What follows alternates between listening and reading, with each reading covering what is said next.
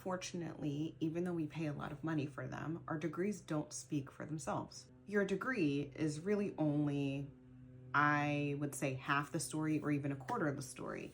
Where the real money comes in is how you position yourself. For example, I have a bachelor's in sociology, master's in criminal justice.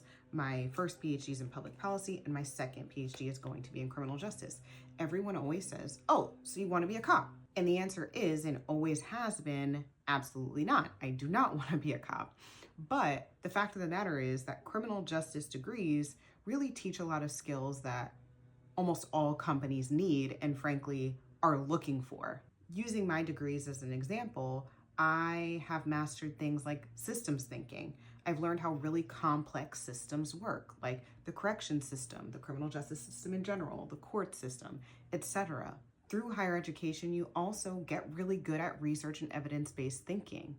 You learn how to run a study, you learn how to interpret data, you learn how to extract insights, and then you learn how to take action based on those findings. Through my degrees, I've learned a ton about risk management and compliance, which is another huge industry in and of itself outside of criminal justice. I've learned about human behavior and decision-making and leadership.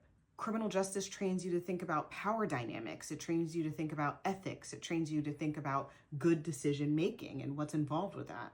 And then I think above all else, higher ed, especially PhD work, teaches you how to be a really good communicator and a really good teacher. And all of these, I'd say, skills are things that literally have nothing to do with criminal justice. But I've positioned myself so that employers can see like, oh crap, she has the skills that we need. So like, think hard about your major, but not too hard. You can always position yourself to align with whatever your future employer needs.